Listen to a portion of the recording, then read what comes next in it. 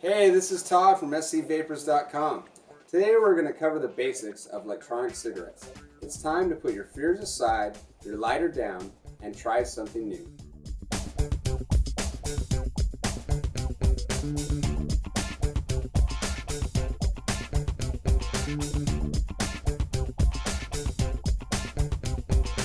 This is a beginner's guide focusing on the basics of the eGo series. We'll have more in-depth reviews in the future, and they will be based on your recommendations.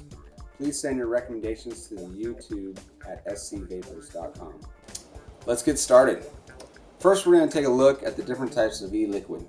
Then we will talk a little bit about which battery and Cartomizer will best fit your needs. And finally, we'll cover all the routine maintenance that comes with owning an eGo-based electronic cigarette. So what is an e-liquid? Well, most e-liquids are made by mixing the right amount of two basic chemicals, vegetable glycerin and propylene glycol. They are commonly abbreviated with the letters VG and PG. When more VG is found within the e-liquid, you'll get more vapor and feel less throat hit. And when more PG is in the liquid, you'll feel more throat hit and get less vapor. The most common mixes for e-liquid include a 50-50 PG-VG, a 70-30 PG-VG, or a VG base. The VG base will consist of as much VG as possible, leaving little to no PG in the mix. This can be helpful if you cannot handle the throat hit associated with the PG, or you fall in the 1% of the population that is allergic to PG. Finally, you'll need to select the nicotine strength that best fits you. 6 to 9 milligrams would best suit someone who is currently smoking less than a pack a day. The 18 to 30 milligram blends will suit someone who smokes a pack or more per day. This is really up to you. You should experiment and find out which combination of VG, PG, and nicotine works best for you. I personally start with a light nicotine level in the morning and increase my level as my day increases, topping out with an 18 milligram. Now you'll need a battery and Cartomizer. Your battery supplies power to the heating element inside the coil or atomizing chamber. They come in many different colors and capacities. 3.2 to 4.2 is the average voltage level. You can get a pass-through battery that can be charged and hit at the same time. This is a pass-through. It has its little USB connection right here, and you can hit it. Or a regular battery that will need to be screwed into the charger using the inner threads on your e-cig. These are great to carry around as extra batteries in addition to a pass-through. All of the eGo series batteries can be turned on or off by pressing the button 5 times rapidly. Here I will turn the battery off, then hold the button to change the voltage, and finally turn the battery back on. Changing the voltage will only be possible on batteries equipped with a variable voltage chip. Next is a Cartomizer.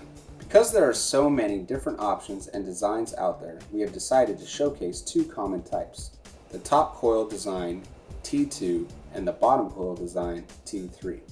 Both models have replaceable coils, so they can be replaced when they burn out.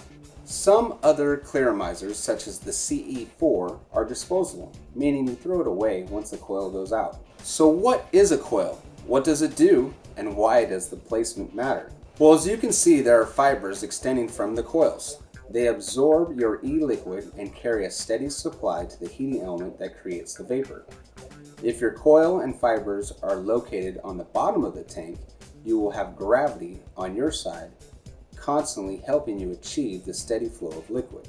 When your coil is on top, it may require you to periodically tilt your e-cig to allow liquid to flow over the fibers. You can apply these concepts while looking at all Cartomizers that use a similar system.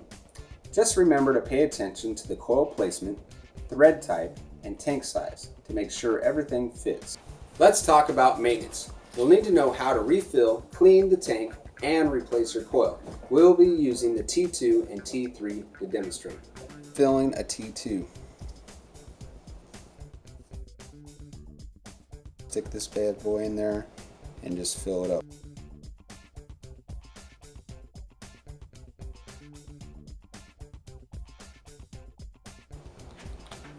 Once you have it filled, I like to recheck the coil right here to make sure it's tight and snug, because if it's not snug, it will not work.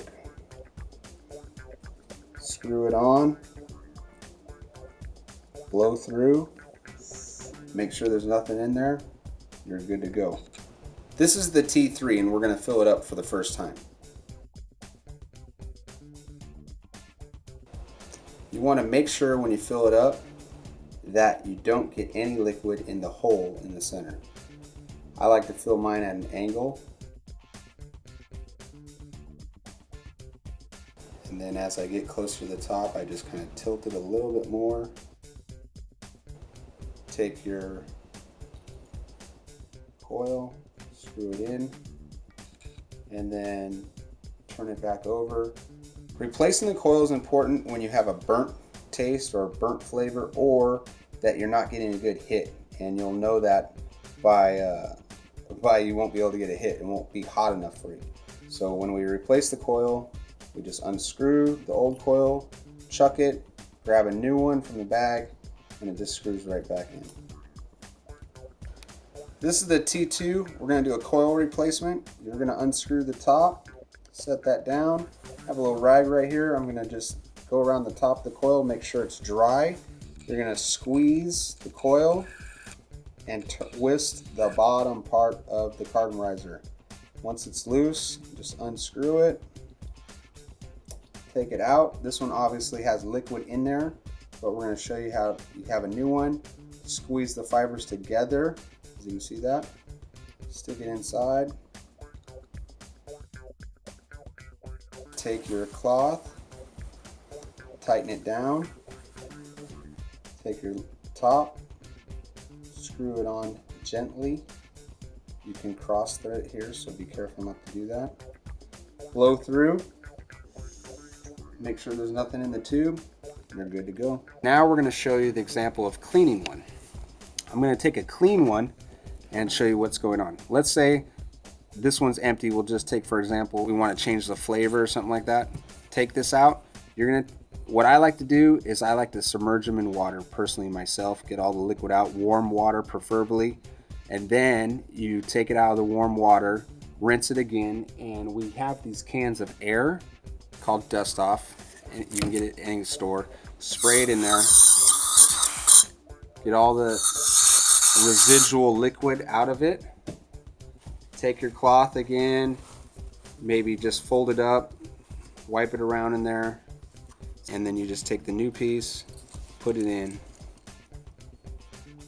and start vaping. Wait 30 seconds to allow time for the e-liquid to seep into the fibers and make it to the heating element. After that, you're ready to vape. Turn on your battery and hold the button while hitting it, and you're vaping. Thanks for watching. We hope you enjoyed the video. Leave a comment, rate, and subscribe. We've got more videos to come. If you would like to see something answered or gone over in more detail, let us know via email at youtube@scvapors.com. Don't forget to like us on Facebook and follow us on Twitter. Use the coupon code XG151 at checkout on scvapors.com to receive 10% off your entire order. Thanks again. This is Todd signing out.